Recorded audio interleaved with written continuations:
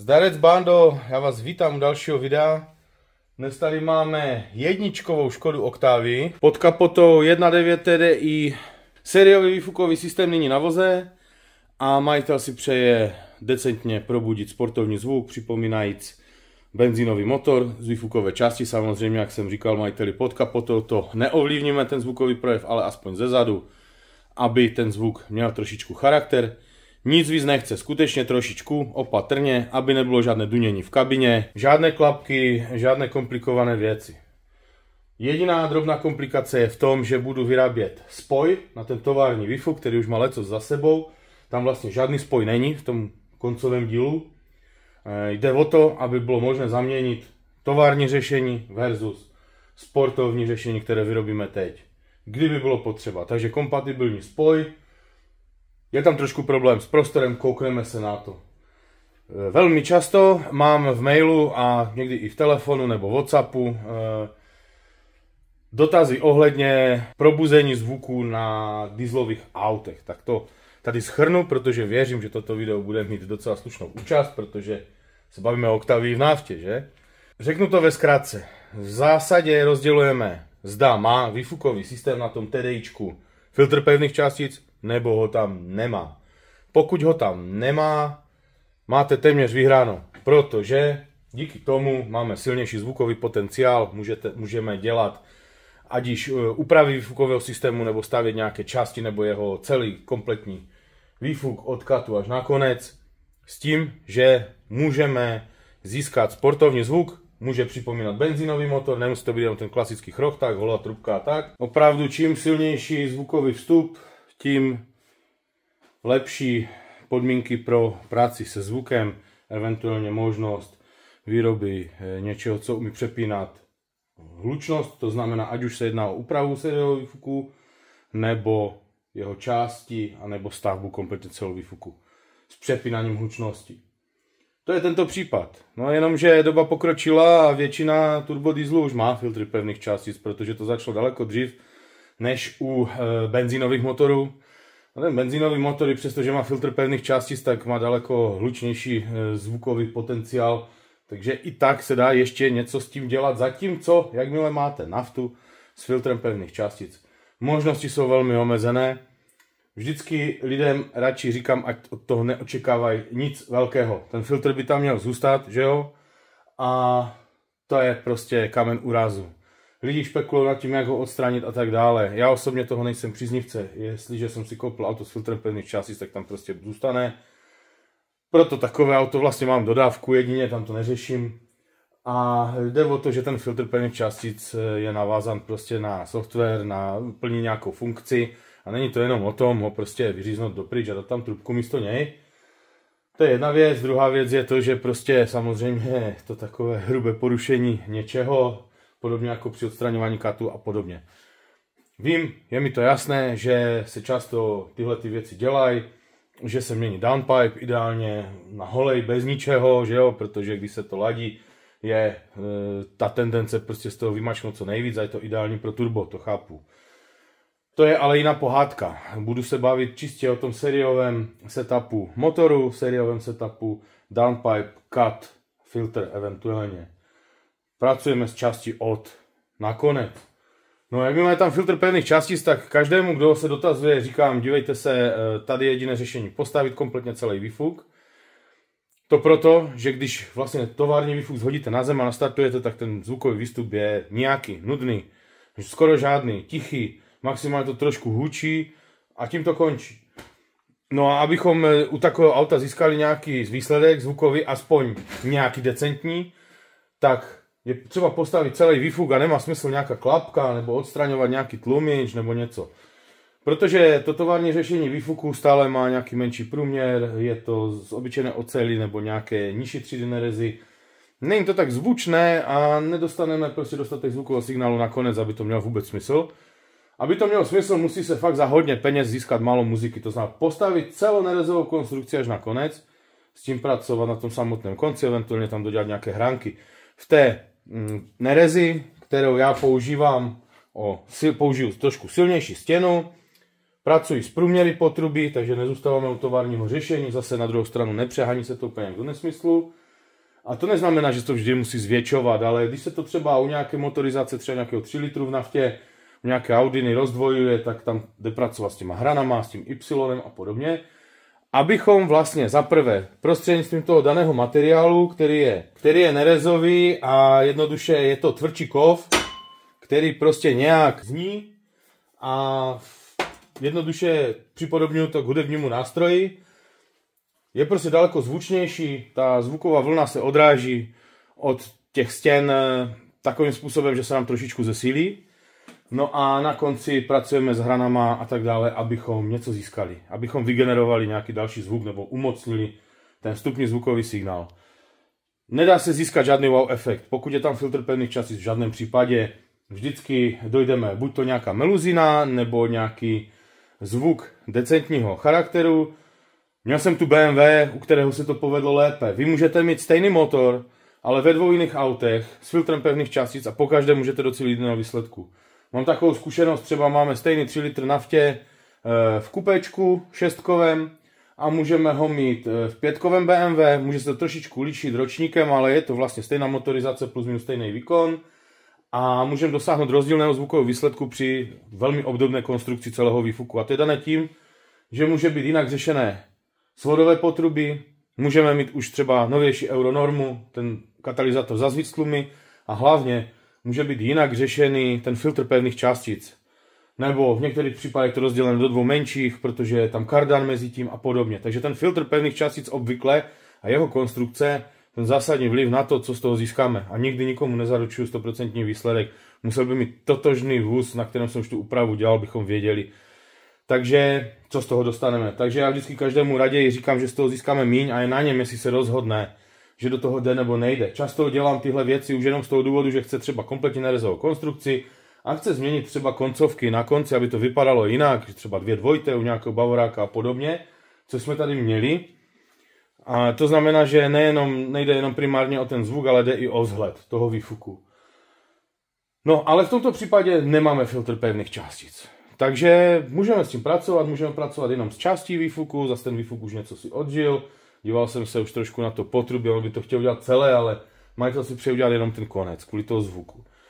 Takže pojďme pod auto a řekneme si něco k tomu. Oktávka už má něco za sebou, je to přece jenom 1, takže trošku schovívavosti ke stavu podvozku, ale nevidím tady nic havarijního, jenom to jsou takové přijatelné odezliny s ohledem na stáří vozu a říkám jediné, co by se dalo udělat líp, možná ještě udělat kompletně celé vedení toho výfuku. Od toho katu. Jo? Takže ta přední bambule je katalyzátor, žádné středové tlumení, všecko se nám tlumí na konci v tom velikánském továrním masivním tlumiči. Výfukové koncovky 2 zahnuté dolů, vidíme, že tady máme ještě nějaký prostor, což se nám docela hodí. Jak znova opakuju, majitel si přeje upravovat jenom koncovou část, znamená odsud, ten koncový tlumič. Nebudeme řešit žádné viditelné koncovky, mám pocit, že někdo teď po mně chtěl ať podobnou věc, ale budeme dělat i koncovky. Tady ne, koncovka bude vlastně 1, kolínko směrem dolů místo 2 a bude tady taky jedno tělo tlumiče a zvolím takový druh tlumení, který bude prostě nějakým způsobem fungovat. Tady vždycky každý dává holé potrubí nebo nějaký fejkový tlumič, aby to jenom vypadalo, že tady je a vlastně je holá trubka. My nechceme ten klasický chrochtavý traktorový zvuk a majitel hlavně nechce dunění do kabiny, nebo minimálně, jo, protože jakmile děláme něco, kde se nedá přepínat hlučnost, v takových případech, kdy prostě nám to může generovat nějaké dunění, tak je to o kompromisu. To znamená, vždycky to trošku slyšet v té kabině bude, jde o to, jak moc výrazně a jde o to, které basové kmitočty tam půjdou, protože nezná, že basový kmitočet je jeden a ty nejrušivější mývají určitou frekvenci, v určitém pásmu těch herců. A když už jsme někde jinde, tak už to jako, ano, slyšíme basovou frekvenci, ale není takový bolehlav z toho vyloženě. A to bude můj úkol, prostě zvolím sportovní druh tlumení, který nám propustí zvukovou složku, zabasuje ji, pozmění to, ať to nejsou ty jedny z nejhlubších vlastně frekvencí, které jsou nejvíc nepříjemné, nebo respektive ať ty tam budou samozřejmě a budou tam v menší míře, a zároveň bude to i tlumit. Nepustíme to v plné náloži ven, ten zvuk. Takže když budu potom dělat nějakou zvukovou nahrávku, určitě sluchátka, abyste slyšeli co nejvěrněji ten výsledek. Ono vždycky i tak v tom videu je to taková víceméně tragédie, když stavím něco decentního. Pokud to není fakt hodně výrazné, tak ve videu to nic moc nezní a zhodnotí to samozřejmě vždycky majitel vlastníma ušima naživo, to je úplně jiná pohádka. Další věc je to, že majitel si přeje ten spoj. Přeje si to udělat tak, aby prostě tady ten tovární tlumič byl udělán tak, vlastně tam bude někde spoj vepředu před tím tlumičem tak, aby on šel, když se shodí a namontuje ta sportovní část, kterou tady budu vyrábět, aby bylo možné v případě potřeby zase to tam rozpojit a ten tovární tlumič vrátit zpět. Plug and play. Bez nějakých šílených obstrukcí. Tady to mám trošku komplikované s prostorem, protože hned za tlumičem mi začíná naprava. Není to tak snadné, nebude to na přírubách a tak dále, protože příruby se nám můžou kroutit. Ten spoj bude řešen jinak přes spojku, ale tak, že vlastně na část potrubí přední části toho už moc nehezkého materiálu musím nerezi navářit kousek trubky a to samé na tom tlumiči.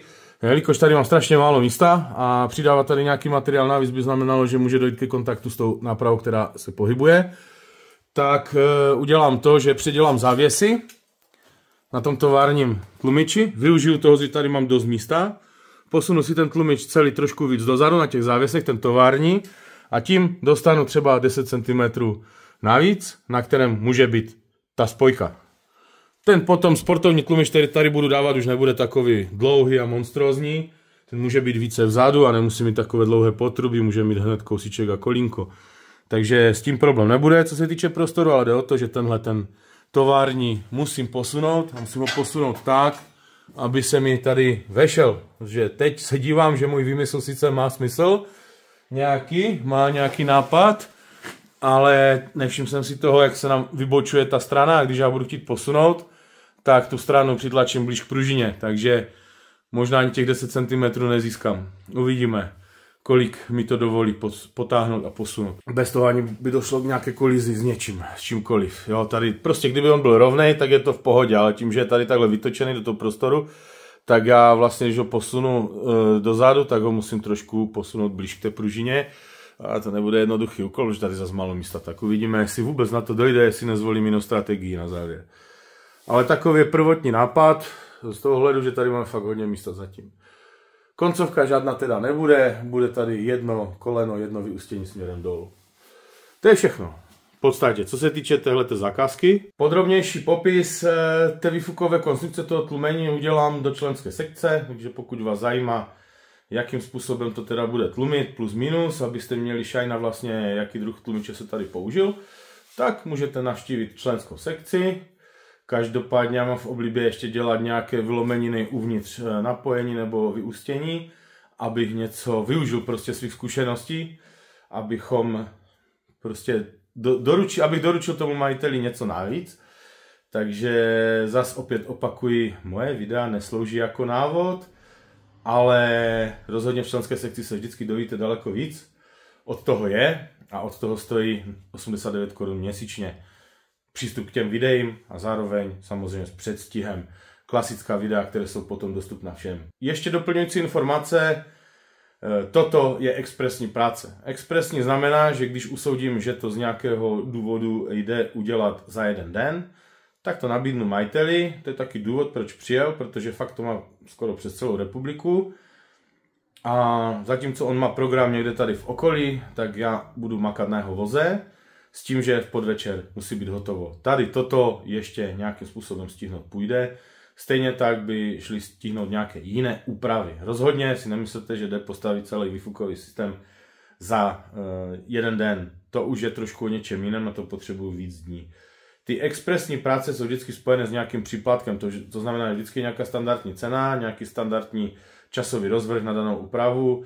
V tomto případě standardně by to pro mě znamenalo 3 pracovní dny. Vždycky se objeví nějaký rejpal, co řekne, a co na tom chceš dělat 3 dny. Jde o to, že lidi, já jsem v jedné osobě spousta funkcí. To znamená, řeším zakázky, řeším naskladňování materiálu, řeším i jiné auta během dne, různé konzultace a tak dále. A samozřejmě večer vám stříhám videa. Neznamená to, že já budu od rána do večera sedět u nějakého auta. To znamená, věnuju tomu standardní rozvrh prostě pracovní směny, když to takhle řeknu, krát 3 dny, abych všecko normálním tempem zvládl. Ale pokud někdo fakt z nějakého důvodu je ochoten si připlatit, to znamená například je z té dálky, nechce jezdit dvakrát tam a zpátky, tak pokud vím, že to jde udělat za jeden den, byť s větším časovým odstupem, v tomto případě nějakých 10 hodin času, tak mu to nabídnu a sdělím mu k tomu, jaký je k tomu expresní příplatek. Někdy nabízím tu možnost i o víkendu a ten příplatek je ještě o něco vyšší. Dost často tyhle úpravy děláme ve 2 lidech, nicméně dneska na to budu sám, bohužel, ale i tak prostě vím, že to musím zvládnout nějakým způsobem. Pokud vás zajímají detaily, no, teď si někdo říká, no a proč neřekne, kolik to teda je, kolik to stojí a tak dále, nebo máte nějaké jiné dotazy, jaké to je s technickou kontrolou a můžu s tím jet, já nevím, tam a teď to nemá homologace a tyhle věci. Nebudu to sdělovat veřejně do videa pro všechny, abych tam potom diskutoval s nějakýma trolama a s někým, kdo mi bude argumentovat a plýtvat mým upřímně drahocenným časem, který můžu věnovat těm zákazníkům, kteří mají opravdu zájem o nějakou záležitost.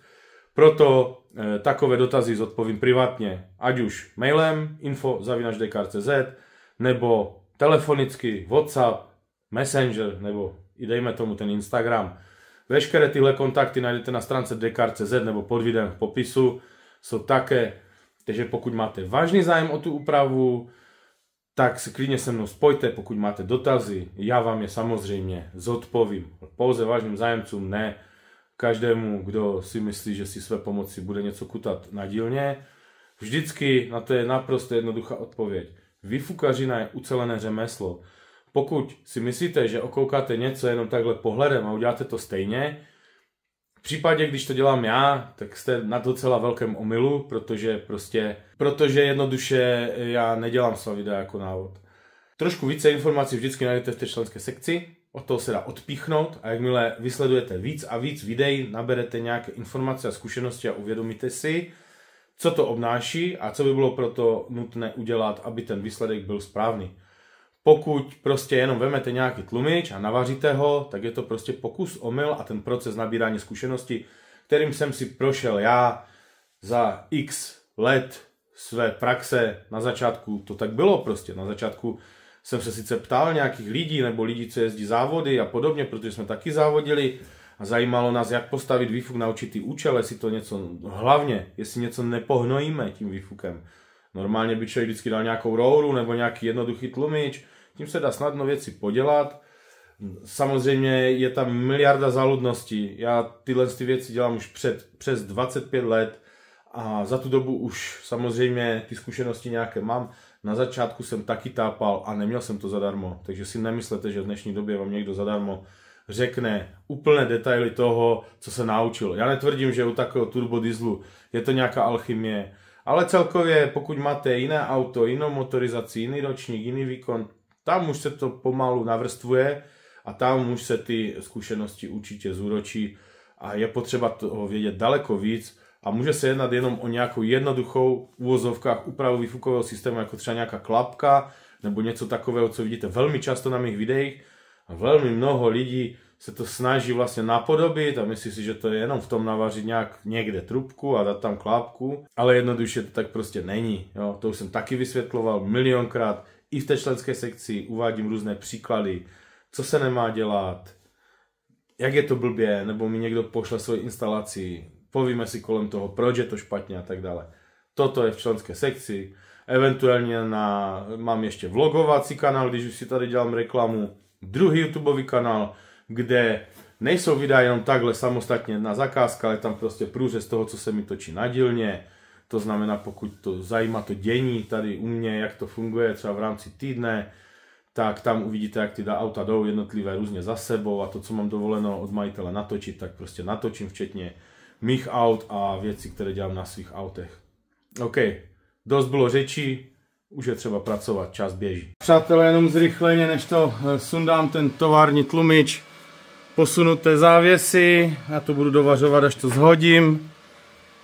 Jo, ten tlumič šel celý tady a trošku tam, protože jak jsme se bavili, tady nám ten ohyb koliduje a spoj, kousek nerezi, ještě to zbyde pořádně dovařit a zase posunutý závěs, tykadlo dozadu. Tím pádem máme funkční výfuk, sériový na autě s změnou pozice, tak aby se nám to nikde nedotýkalo, mezírky zůstaly, jo, nějaké, aby to neklepalo, aby to bylo zaměnné.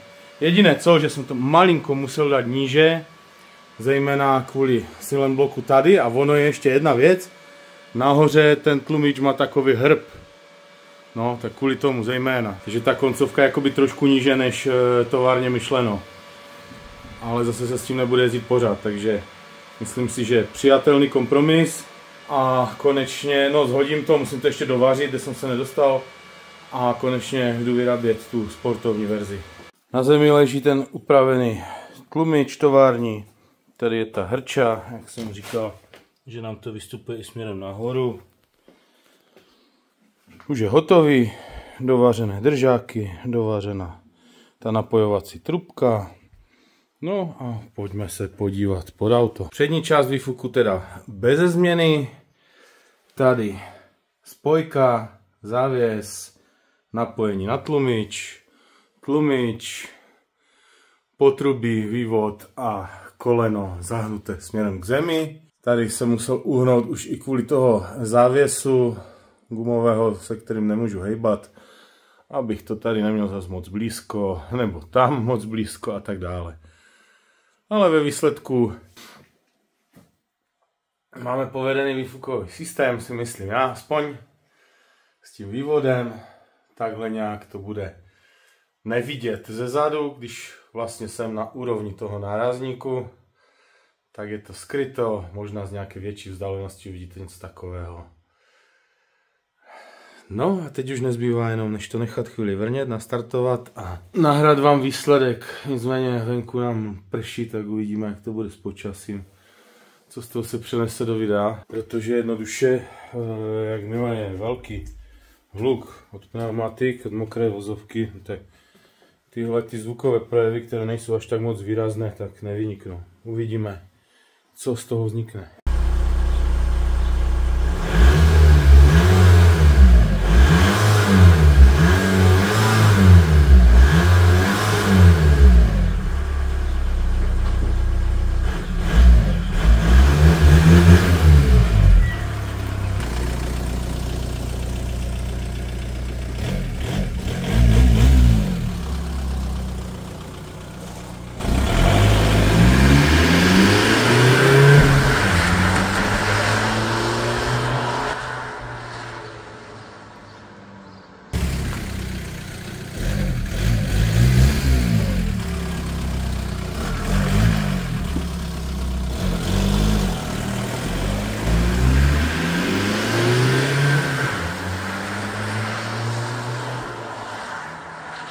No, upřímně, když jsem si přehrával to video teď s tím zvukem, tak na tom videu, tam jde slyšet hlavně střední frekvence, střední kmitočty.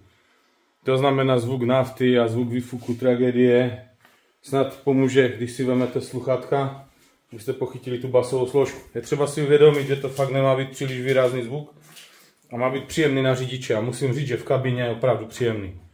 Hlavně, když se to vytočí a člověk jede trošku svížnějc, pěkně máte pocit prostě víc, že jedete v benzínovém autě, když to řeknu nějak do srozumitelné řeči. Já za chvíli tady přivítám, teď mi volal člověk, co mi veze Dodge Durango na zítřejší práci, výfukové klapky předkoncové tlumiče na sériovém výfuku a výfukové koncovky k tomuhle vlastního výběru. Má to ke mně asi ještě hodinku, jede kus cesty, říkal, že někde u Olomouce. No, jinak já doufám, že z toho zvuku něco bude, aspoň trochu něco. Fakt se to blbě prezentuje tyhle ty věci, ale aspoň doufám, že jste pochopili něco z té teorie. Do členské sekce jsem natočil i videjko trošku s rozborem té výfukové konstrukce, té zadní části, co jsem vyráběl, trošku víc do detailu. Pokud vás to zajímá, koukněte, přihlašte se. A doufám, že se uvidíme do dalšího videa. No. Pokud vás zajímají nějaké detaily, máte zájem o podobnou úpravu nebo jinou, můžete mít jiné auto, kontakty jsou na stránce dkar.cz nebo mi napište e-mail info@dkar.cz. Lidi, mějte se jak nejlíp můžete a doufám, že se uvidíme do dalšího videa. Čau.